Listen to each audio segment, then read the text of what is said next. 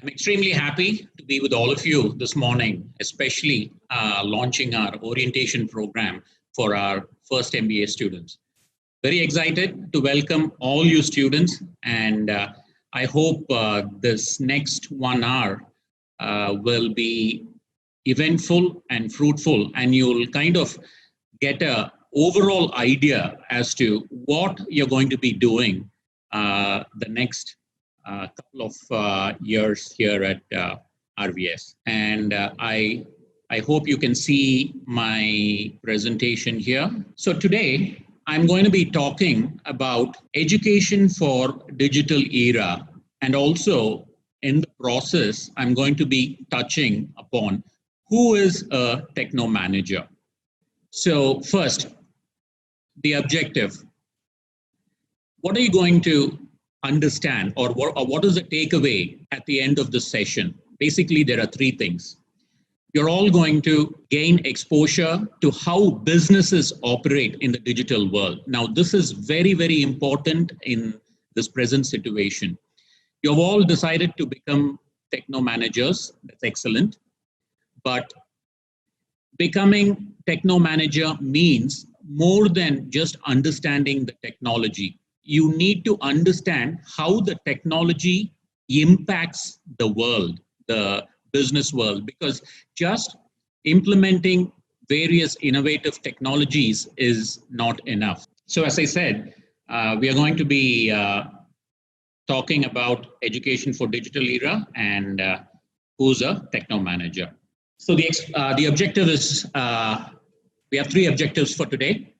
As I said, you need to understand how technology affects or impacts the business positively.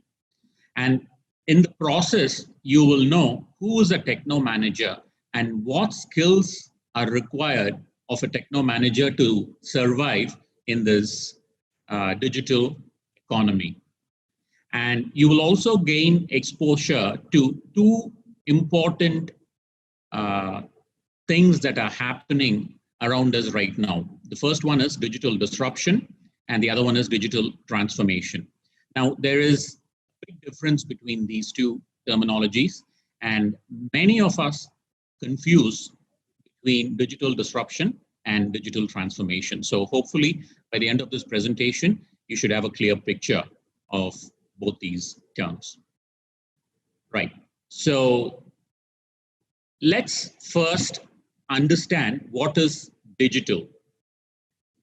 Now, if I ask 10 people what does the word digital mean, I will get 20 different answers. Okay. So, but before we actually talk about what is digital, let me just start a small poll, and I want to understand what do you all know about digital. So I'm going to start just one question that's a poll. It's going to ask you a question, and there will be 5 choices. Please choose one choice, and then we will proceed. So I'm going to launch the poll right now. So please choose what you know of digital. So we are getting answers now, 4, 5. Right, I'm just going to end the poll and I'm going to share the results.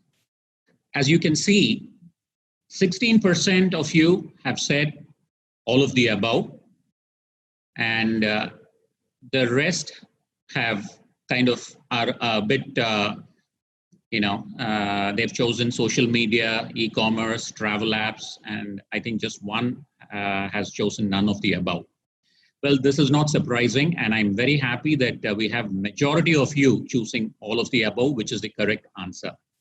But now you know digital from the applications, right, that you're using. Okay, so people who have chosen all of the above have an intuitive understanding that all these technologies will count towards digital. Okay, so now as a business manager or as a techno manager, you should know a little bit more about this digital.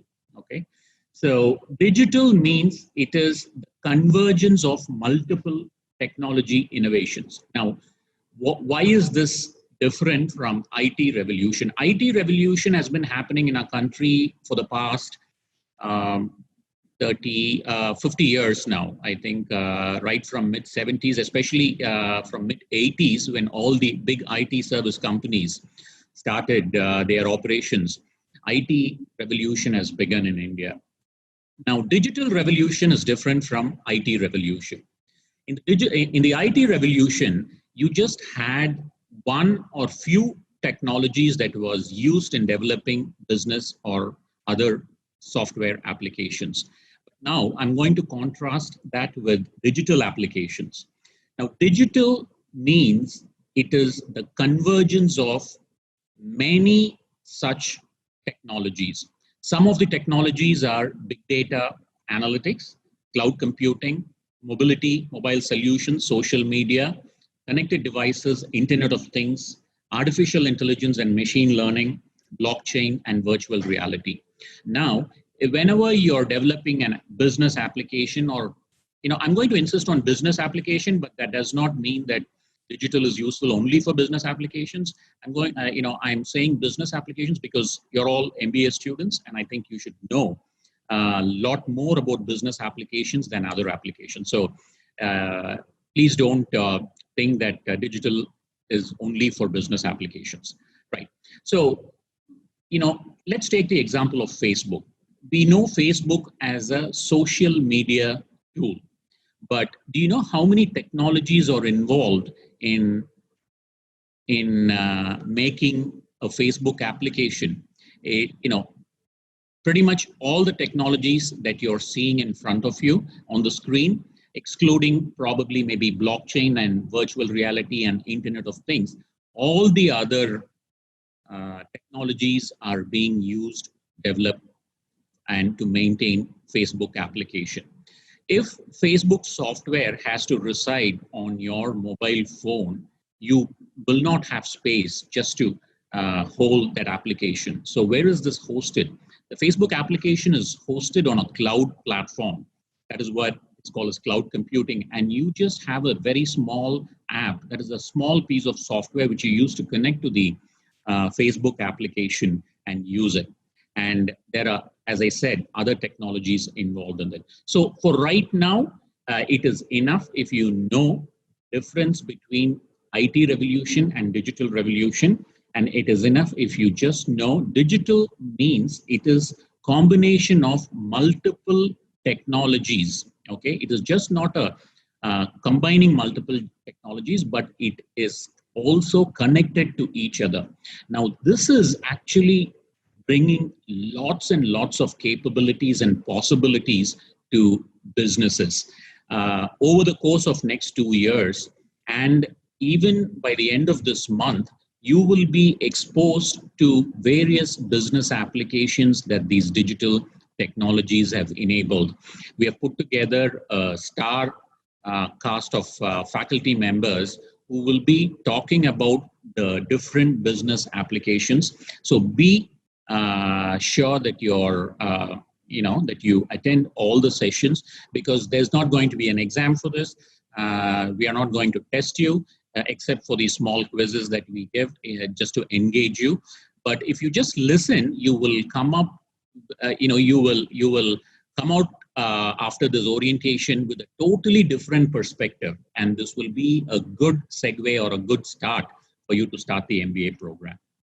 Now, what are the digital technologies? Okay, as I mentioned before, machine learning, blockchain, connected devices, virtual reality. Now, these are just broad 4 technologies I have I have just put together here, but there are many more technologies that is involved in developing digital applications. Right. So now you all know what digital is. Now, what is digital disruption? Some of you might have heard this term, digital disruption, right? Now, the digital technologies are actually changing the business landscape completely. It is, for example, let's take Amazon. Before Amazon and Flipkart was came into being, we used to go and buy books and other things in retail stores.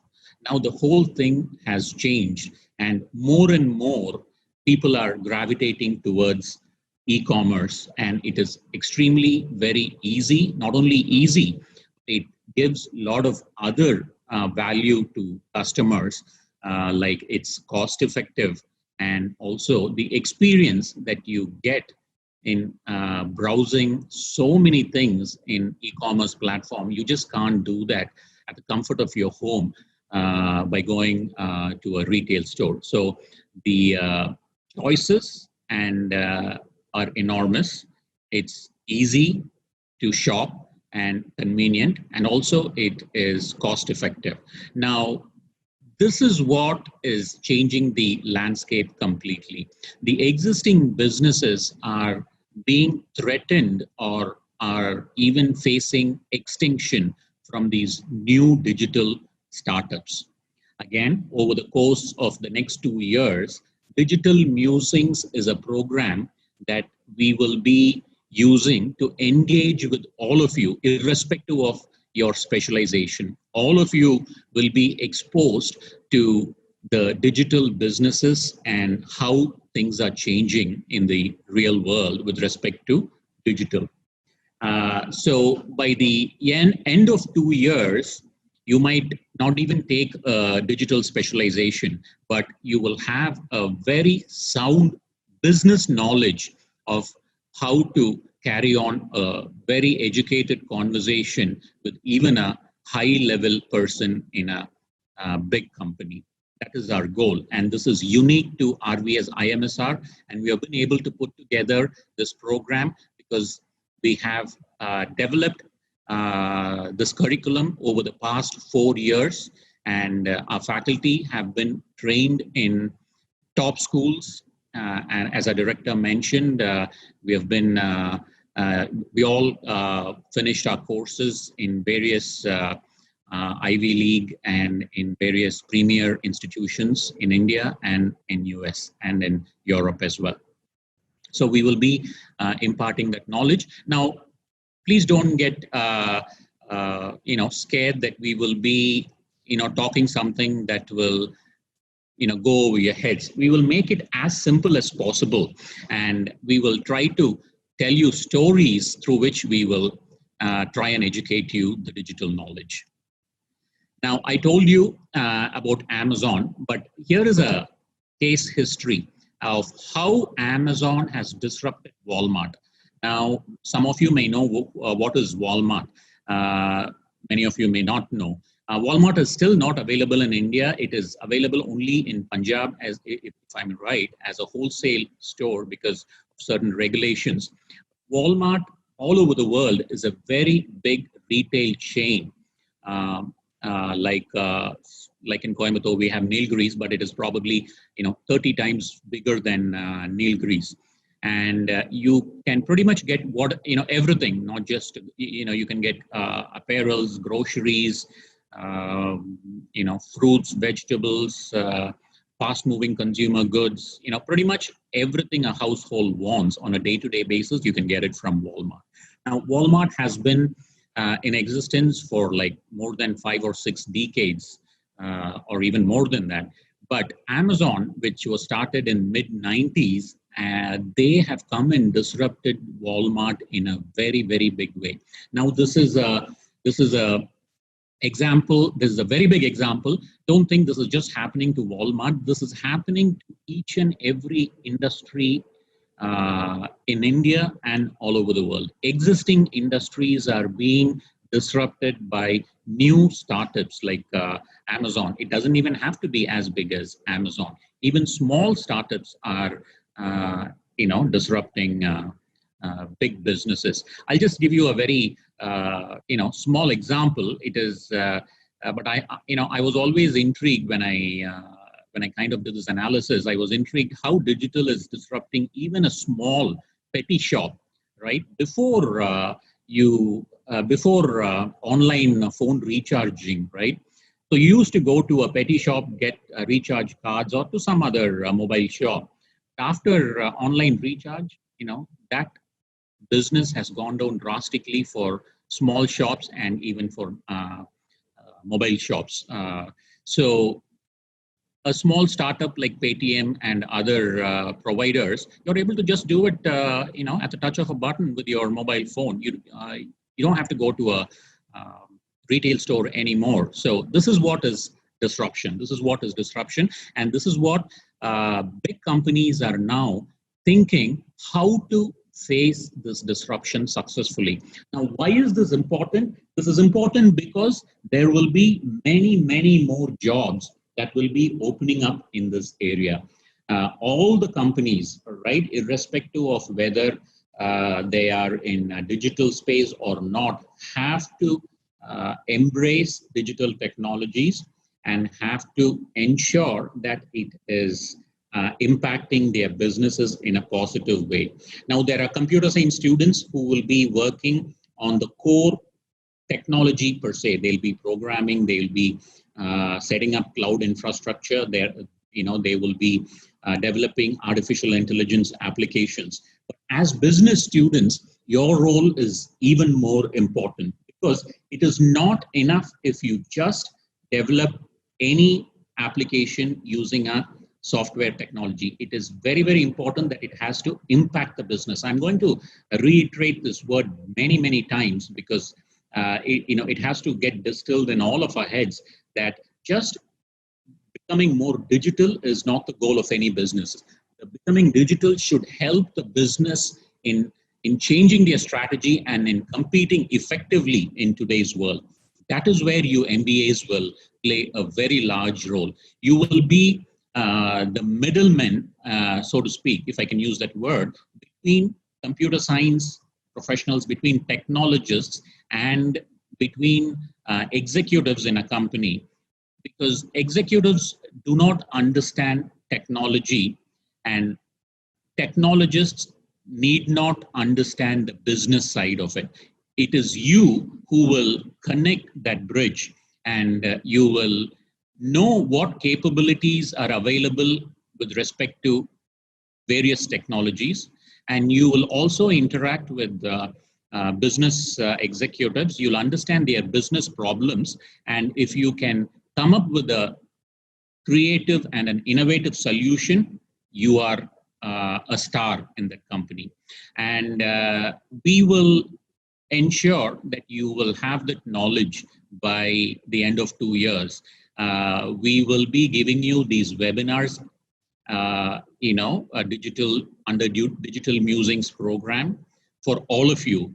And as I said, irrespective of your specialization, and hopefully by the end of 2 years, you will come out with a higher digital quotient, knowledge of digital economy and everything.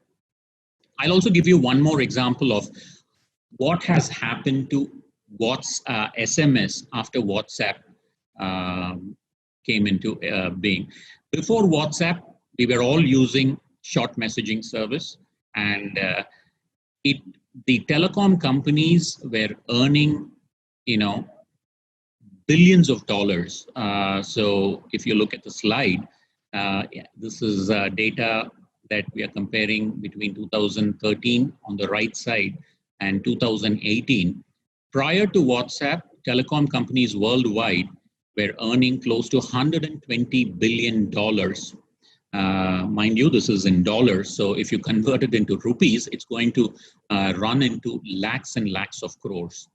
Now, after WhatsApp, that came down drastically. It reduced by almost 23 billion in 2018. And now I don't have the current data, but if you look at the data, I'm sure it's going to be considerably less than 97 billion. So this is why many telecom companies are now closing or merging. And even in India, you see there are big 3 companies that are existing now. Like 10 years back, there were more than 10 companies. Now, some of them have closed, many of them have merged. Now you have Reliance Jio, Airtel, and Vodafone. These are the 3 companies. You can see this trend happening not just in telecom. You can see this happening in many industries. Now, this slide gives you a very interesting perspective. This is a very busy slide. Don't worry about understanding everything, but just look at the data in 2001, right? So market capitalization is a financial metric which basically values the company in money terms, right? So in 2001, the five most valuable companies were non-digital companies except Microsoft. At number one, you have General Electric, which is heavy engineering and heavy equipment manufacturer, and it was valued at $400 billion. We have only one company, which is a IT or a digital company, which was Microsoft. Then we have Exxon, which is oil refining and a company. We have a bank there, Citibank, and we have Walmart, which we talked earlier.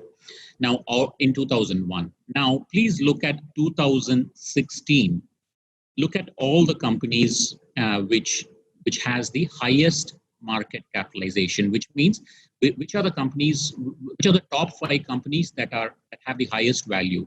All the five companies are digital companies. First is Apple. The next is Alphabet. Many of you might not know what Alphabet is. Alphabet is the parent company of Google. So when the Indian born, when our own Mr. Sundar Pichai took over as the CEO of Google, the founders of Google formed a parent company called Alphabet, and they are experimenting with various new business initiatives like Google, and those businesses are coming under Alphabet. And the third company you see is Microsoft, and you have Amazon, Facebook. Now in 2020, again, if you look at the data, though the valuations of these companies might have increased even more, and I'm sure all these five companies will still remain as the top five companies. So in just a span of 15 years, the digital companies have actually, overtaken the non-digital companies. Now, this is not to say that the other companies will not catch up with them, but we will tell you what these companies can do and will be doing under the Digital Musings program.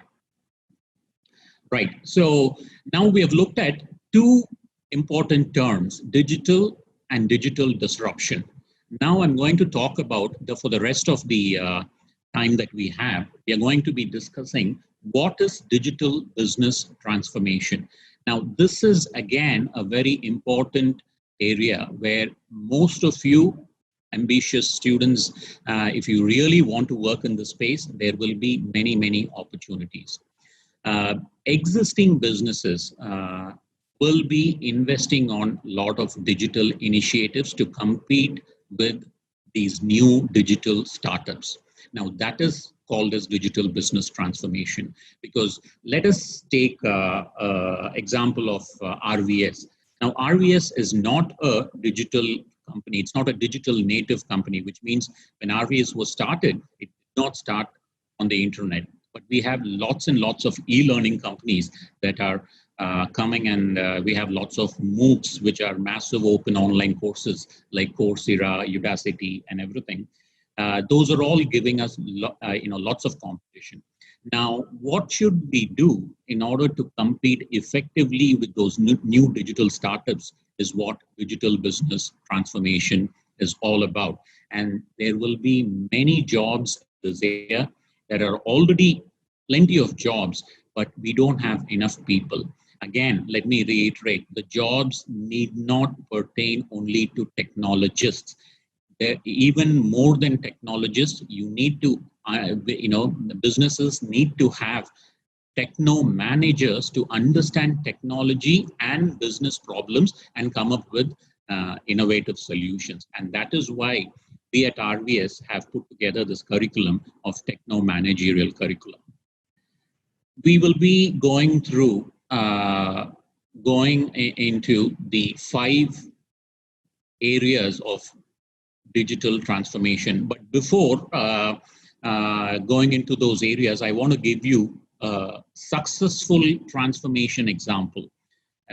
In Amazon and in Walmart, we saw how how Walmart is suffering because of Amazon's entry. But now look at this example. Okay, so all of us would have used Wikipedia at one time or the other. Now compare that with Encyclopedia Britannica, Britannica, which was a company that was started almost 250 years ago, and they've been hugely successful. Now many of you would have been born during the late 90s, early 2000. You might not have seen these books. When I was a school kid, this was something that every parent wanted the children to have, because it contained lots and lots of information about pretty much any topic under the world. And if a student is even seen reading this, let alone understanding, if you can just even start reading this, you were considered as brilliant. But after Wikipedia, now what has happened? All that information, you can pretty much get it in internet and in Wikipedia. Wikipedia is a veritable source of information that has been put together not by one company. Wikipedia, the content in Wikipedia comes from all of us. When I say all of us, it is there is a business terminology for that. It is crowdsourced, which means the entire world can contribute to the knowledge that is being created in Wikipedia. Of course, there are some certain rules that you have to follow, because the Wikipedia company, wants to ensure the content that's available there is trustworthy. So if you and I can follow those rules, we can go and create knowledge in Wikipedia. So I can, if some of you in a few years, I'm sure will become very, very successful, and you can have a Wikipedia page. And if you can open your own Wikipedia page, we from RVS can come and share our thoughts about what you have done while you were students at RVS. And I can add to that body of knowledge that somebody else has created. So that is what is crowdsourcing means. Now, when you can crowdsource for effectively no cost, it was very, very difficult for Encyclopedia to compete effectively. Now, they actually underwent a very successful transformation, but I'll just cut the story short. Right now, they don't print books because people will not buy those books, but they have now they are now concentrating on the high school and the middle school segment. They have created very engaging content, digital content, which shares valuable information, the latest information, in a way that is easily learnable and understandable. And they have now captured a very niche school market, and they are still in operation today. But many other companies, when faced with these digital disruptors, simply closed down. But Encyclopedia is a very, very good example. How did they do that? So that is the million-dollar question. So basically, there are 5 things that any company has to do. We are going to be teaching you what those 5 things are. Today, I'm just going to give you a very, very rough and overall picture.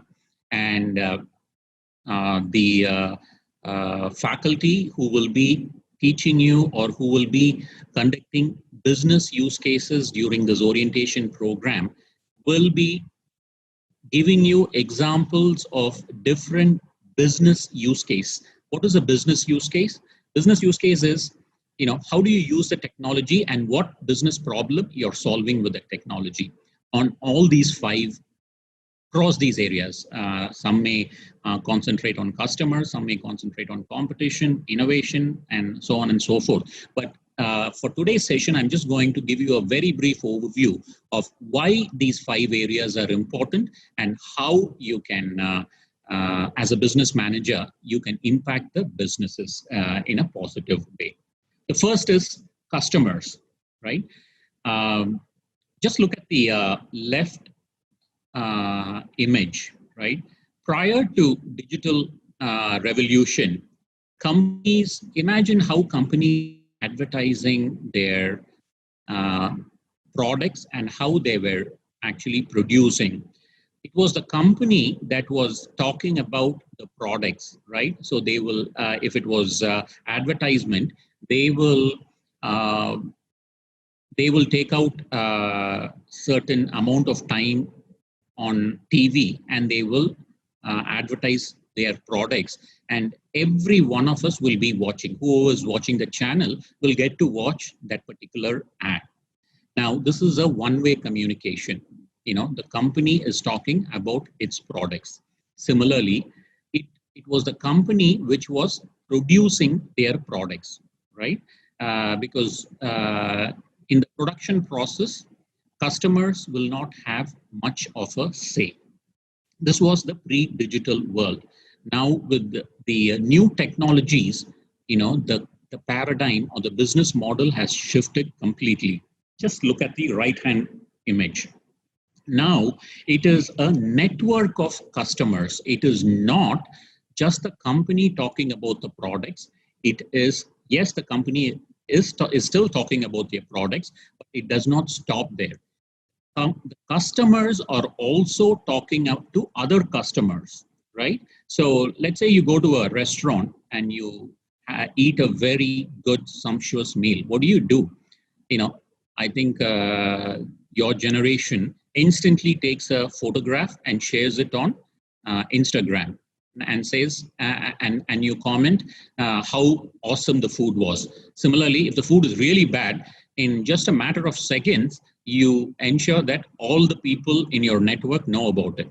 Now, imagine the plight of the restaurant owner just sitting in its in his place, and just because somebody did a small mistake, now the whole world knows in a matter of seconds. Now how is he going, how should he deal with this problem?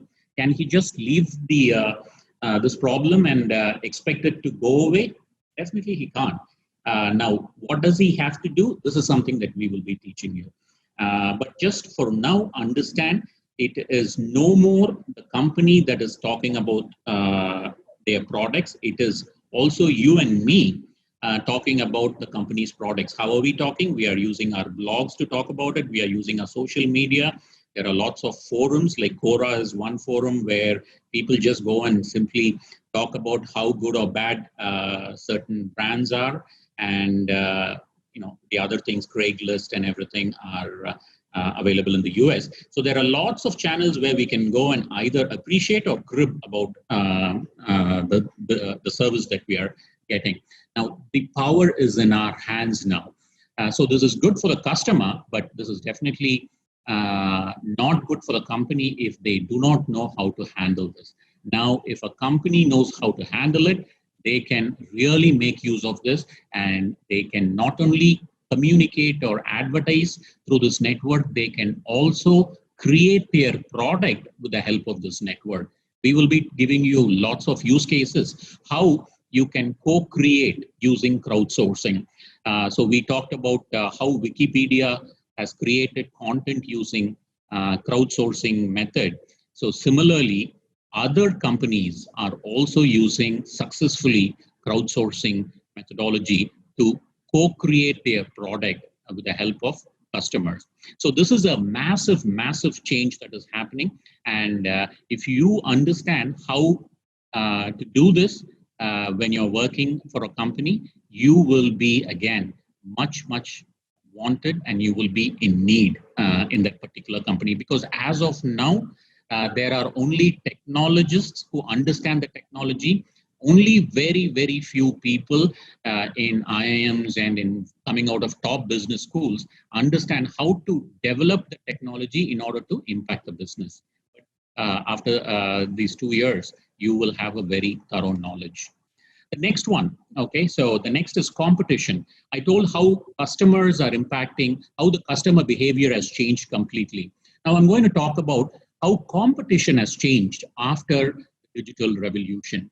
Again, this is a very busy slide. Don't worry about understanding everything. We will be talking in detail about each and every area about customers, competition, in a separate webinar. I'll be coming next week, and I'll be talking about customers for 1 hour, and there I'll be giving you a lot more detail as to how customers and are impacting the business, and how businesses can leverage that power or use that power. But for right now, it is again just an overview. So now the competition has changed completely. Prior to the digital, revolution, it was one company competing with another company in the same domain. Okay, what do I mean by that? If I, as owner of RVS Arts and Science and RVS IMSR institution, I'll be looking to compete with other business schools and arts and science colleges in and around my area, or depending on my customers, I might even have my competitors outside Tamil Nadu, or even sometimes international competition. But now things have completely changed. You are no more competing with people in your own category. You're competing with people across different categories. Let me illustrate this with this Facebook example. Now, Facebook is a social media platform, right? So as end users, we are just seeing, we are just using the Facebook to connect with our friends, and to kind of exchange information and share videos, and to kind of socially interact with our friends. It is definitely helping us. So that is the arrow that is going from Facebook to users on the top. So if you look at this particular Facebook, which is right in the middle, it is connecting on the top with users. So this is one activity, and most of us are aware of only this activity. Now, there is other activities as well, okay, so if you look to the right of Facebook circle, you have advertisers. Now, this is where Facebook is making money. Now, advertisers are using Facebook platform in order to interact with all of us, and in order to, communicate their value proposition to us. And Facebook charges advertisers, and they use artificial intelligence and machine learning technology to kind of identify the right users for the right brands, depending on certain questions that they ask the brands. And this is where they are making the money. So I sometimes jokingly tell to my friends, what is the product of Facebook? Product is you and me. We are the products. Facebook is selling you and me, because our attention is what is interesting to the target market or the advertisers.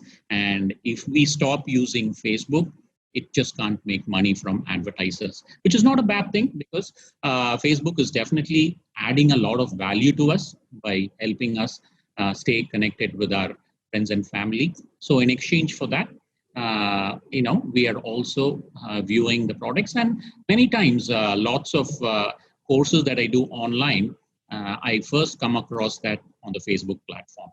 Now look at the left-hand side. You see a rectangle called publishers. Now this is another industry outside social media industry. Publishers, right? So what do I mean by publishers? Publishers is, you look at all the media channels. Now, all of them have their presence in Facebook. In fact, 50% of the news I get from Facebook, because I've subscribed to the regional news platforms and to the international platforms. So their news, I don't have to sit and watch the news for 40 minutes.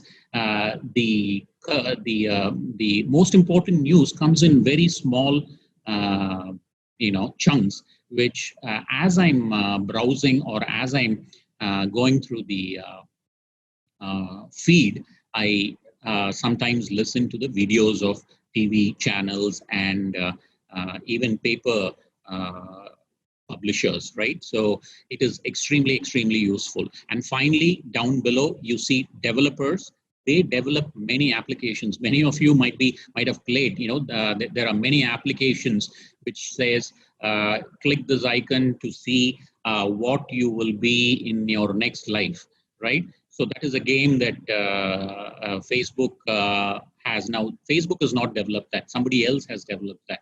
And why did they develop it? And what is the use for them to develop these applications? We will be talking about it in later videos.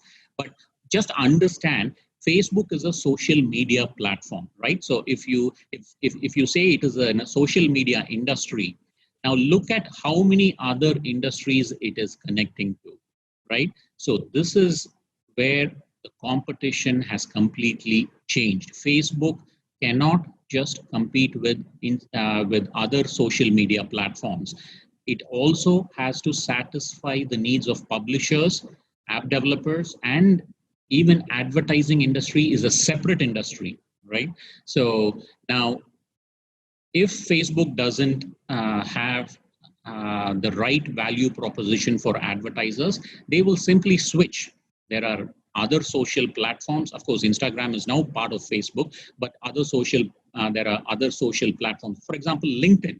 LinkedIn is owned by Microsoft right now. So if Facebook doesn't do the job well, advertisers will probably gravitate to LinkedIn. Of course, LinkedIn is used for different types of advertising. But we'll talk about all those things.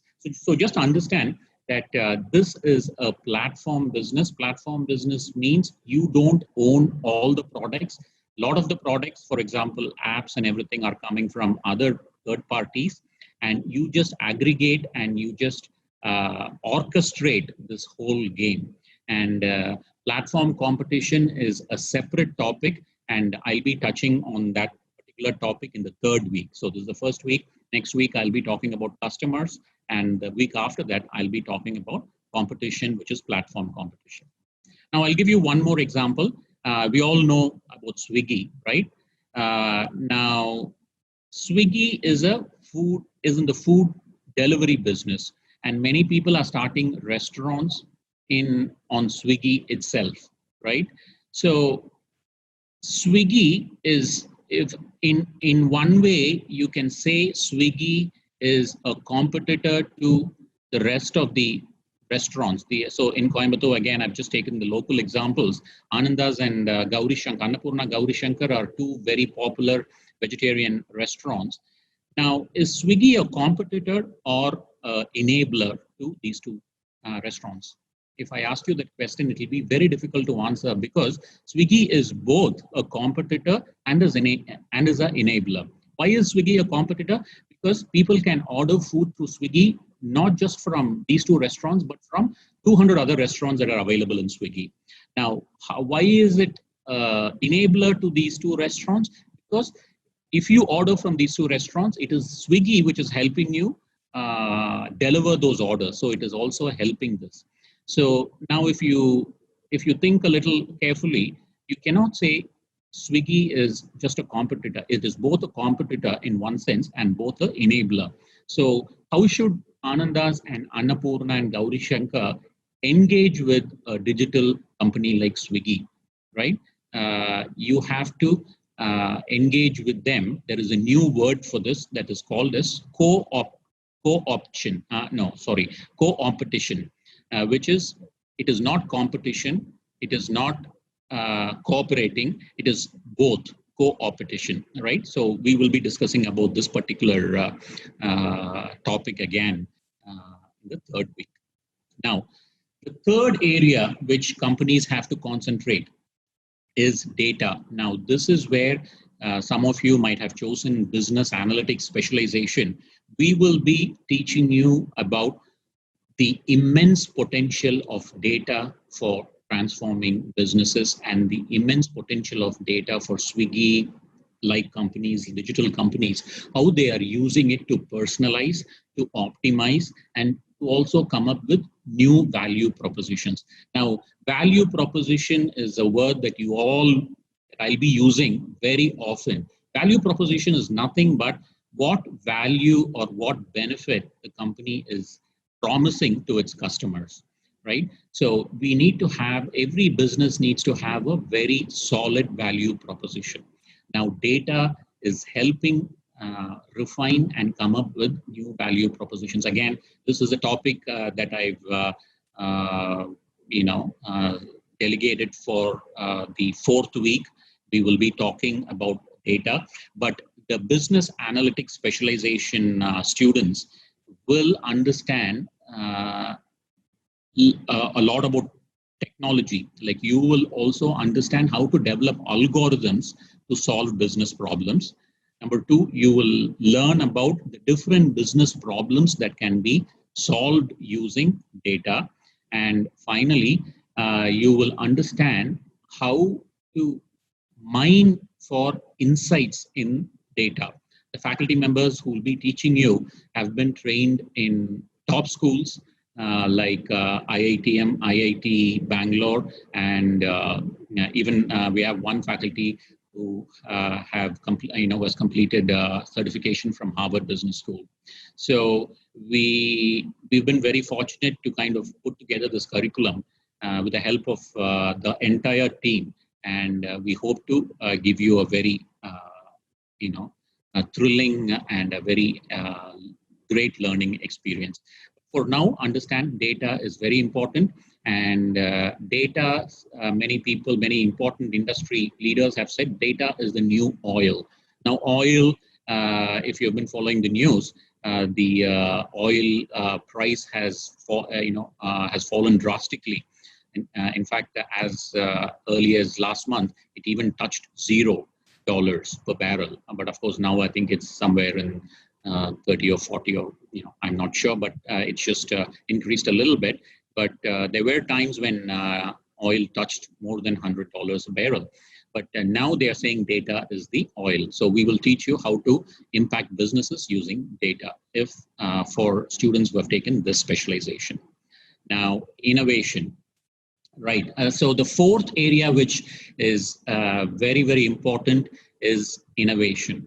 Why is innovation important? Because if you don't innovate, you will not be able to compete effectively, and you will not be able to come up with new value propositions. Now, there is a very systematic method for innovating.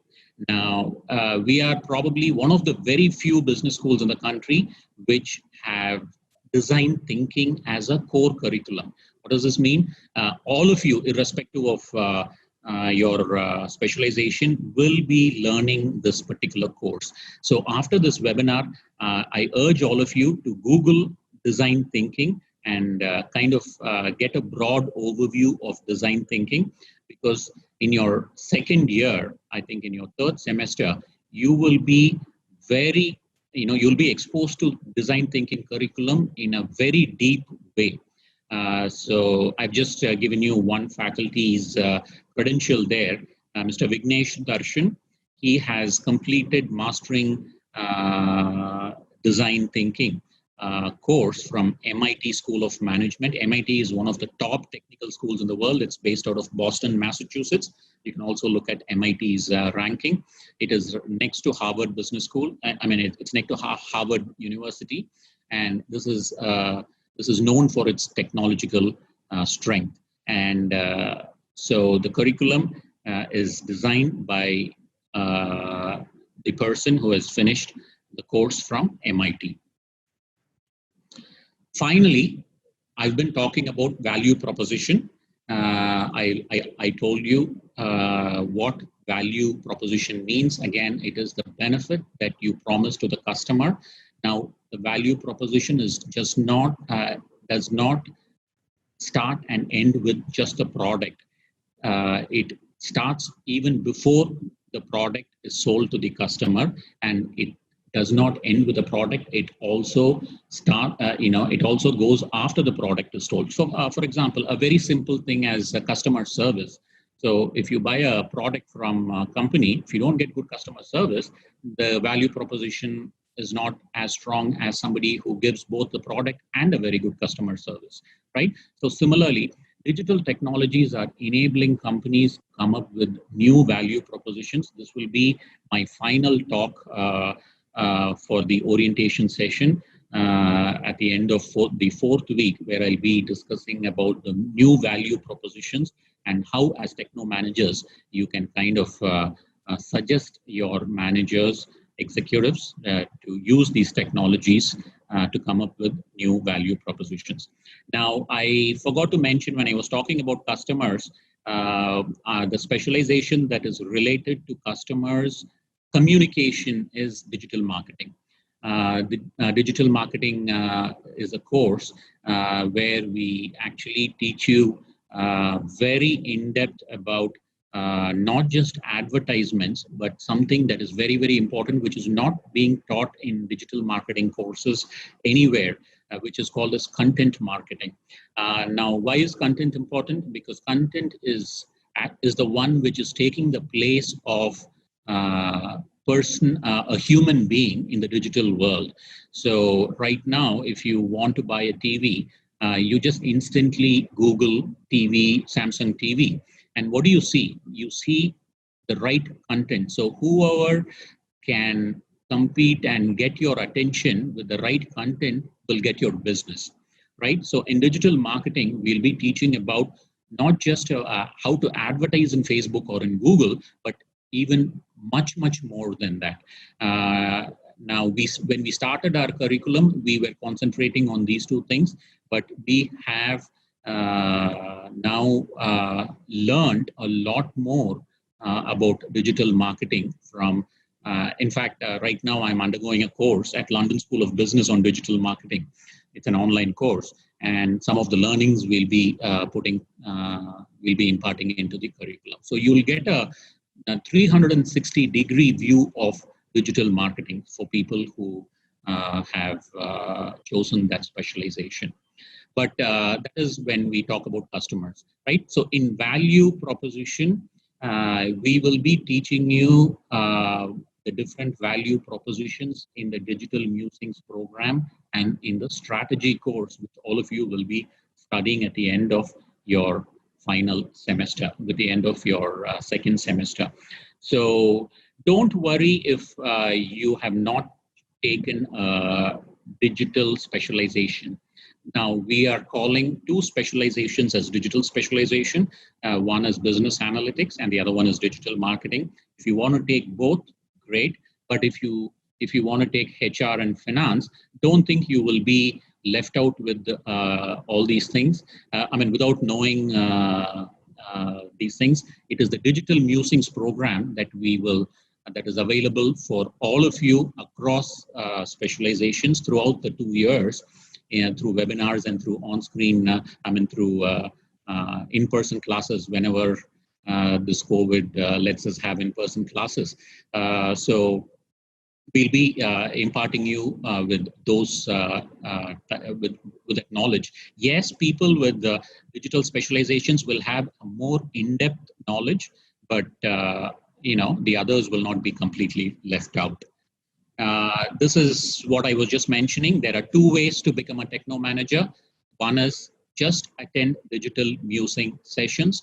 If you are just present for these sessions, and if you can understand, and over the course of next few weeks, we will also kind of put together a platform where you can ask questions, and probably we will come back and answer through videos some of your questions. But for right now, just if you keep attending these digital musing sessions, you will learn a lot about Techno Manager. Now, the other way is also specialize in digital marketing and business analytics. Now, if you can do at least either one specialization, or if you can specialize on both and attend digital marketing and digital musing sessions, it is the more the merrier. So you will gain a lot more knowledge. But again, even if you're taking HR and finance, you will have a very, very deep knowledge on about Techno Manager and about how to impact the businesses, which I can almost assure you that none of your MBA peers in other business schools will have. Of course, premier schools will definitely teach their students, but I'm talking about the regular MBA schools. I'm not talking about the IIMs of the world, but I'm talking about the other business schools. I'm sure we are very, very unique in this, and you will actually gain a lot of knowledge. So in summary, what did we talk about? We talked basically three things. We first talked about what digital means, and we said digital is combination or combining different technologies enabled by connectivity. So it is just not enough to combine the technologies. It also has to be connected to each other. So the more technologies you can connect, the more value you can bring to the business world. So we also talked about what digital disruption is, and we saw some examples of how Amazon and how Walmart was disrupting, uh, how Amazon was disrupting Walmart. We also talked about how even small online recharges are disrupting petty shops, right? So we saw a couple of examples. And finally, we spent a whole lot of time on this particular third area, which is digital business transformation. And we said there are basically 5 areas that are connected to digital business transformation. One is customers, competition, um, customers, competition, value, innovation, and the other. I keep forgetting the fifth one. So these 5 areas are extremely important for digital business transformation, and we will be under the digital boosting program. We will be giving you talking about all those 5 areas over the next 4 weeks. Each area will be separately dealt with by me, and we will. So after 4 weeks, you will have much deeper knowledge, and you can have a very educated conversation with your friends at the end of this thing. So with this, I would like to conclude my presentation. I think I've kind of kept up with the time. And but before closing, I would like to conduct another poll uh, based on whatever we have just learned. There are 4 more polls I would like to conduct one after the other. Please feel free to participate and give your answers. Again, don't worry about being right or wrong. Participation is what has all counted, and we will all learn together. So in the digital world, learning also does not happen just from one person. Prior to digital economy, learning was happening only from the faculty. Now, learning will happen also from the faculty, but more importantly, it will also happen from peers and from others in your network. So let me launch this second poll. There'll be 4 questions. I'm actually, okay, so we have already looked at this. And okay, I'm going to, okay. Can you go ahead and answer this question, please? So we have almost 90% has voted. We'll just wait for a few more seconds. And I'm going to end the poll now. I'm going to share the results. So again, majority of you have said all of the above, and 35% of you have mentioned only social media and Google marketing, which is the right answer. TV advertisements does not come under um, uh, digital marketing. Now, that does not again mean that TV advertisements is not important. We will be talking about omni-channel marketing, which is what is the uh, in thing right now, which is you use both digital platforms and the traditional platforms to kind of give a seamless experience to your customers. That is called as omni-channel. But digital marketing is only TV advertisements. I'm sorry, is only social media and Google marketing. Of course, there are other digital platforms which you can use for digital marketing, but for this particular question, TV advertisements does not come under digital marketing. So I'm going to relaunch the polling for my third question. Pardon me if the previous question comes. I'm just figuring out this. Continue. Polling. This is something that we've already done. I'm going to stop this and I'm going to ask you, okay.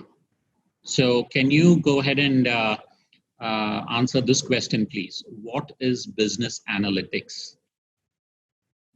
We are getting some answers. 30% of you have voted, 40, 50. Let's touch 90. Okay, so good. 92% has voted now. Great. Okay, so I'm going to end this poll now and share the results. So what do we have here? 43%, which is the majority. Oh, we have a tie. Okay. So 43 each analyzing data to generate business insight. And we have another 43% of you who have said all of the above. So at least none of you have said none of the above, which is good. And 13% have said analyzing business processes. The correct answer is analyzing data to generate business insight. This is what is business analytics. Again, nice attempt, and let me relaunch the polling. Okay, so this is something that I've actually this is beyond what we have discussed today. But just as a tough question, just try answering this question. Why do you think business analytics has become very popular? So we have 20%. So the 100%, all of you are not able to vote because probably the medium that you have might not give you that option to vote. So we understand that, but it looks like 90% is good enough. So we have 76% who has voted, 80, 84. So let me end this poll and let me share the results. So what do we have here? The majority of you have said lots of data availability, which is definitely the reason, definitely lots of data. None of you have said powerful computers, and only very few people have said complex algorithms. And 27% of you have said all of the above. Again, don't feel bad if you don't have the right answer. This is just a learning, because we will learn not just by listening to lectures, we will learn by answering questions. In fact, we will learn more if we answer the questions wrongly, because our attention will be geared towards knowing the right answer. So the right answer is all of the above. And this is, again, something that I'll touch over the course of next few weeks. Basically, it's just not data alone. All three things have combined to give you this new discipline called business analytics. Of course, with lots of data, you're able to come up with complex algorithms and with the help of powerful computers also. But just to give you a perspective, our parents generated data, our grandfathers also generated data, right? So based on their lifestyle and business, their interaction with businesses and so on and so forth. But we are generating data at a much faster pace. So again, just to give you an example, our fathers, whatever they generated for the entire life, we are generating data in one single day. Okay, so yes, this is not a fiction. This is a reality. Now, how do we generate data? We generate data whenever you read an email. You generate data whenever you browse something on the internet. You generate data whenever you comment on social media, whenever you upvote on Quora, or whenever you like somebody's post. All these things are considered as data, right? And all these things are used by businesses to come up with insights. So you could not have analyzed all these things without powerful computers. And with the help of powerful computers, complex algorithms, we were able to develop complex algorithms. So the answer is, again, all three. And we have just one more poll, and we'll end with that, which is on design thinking. So I told you about design thinking. Again, this is not something that we covered entirely, but I told you to go and Google design thinking. This is a curriculum that all of you will learn as part of your core curriculum. So, but just try just take a wild guess. What is design thinking? Very interesting answers. 13, 64% have voted, 88%. Okay. I'm going to end the poll. I'm going to share the results. So majority of you have said designing and thinking together.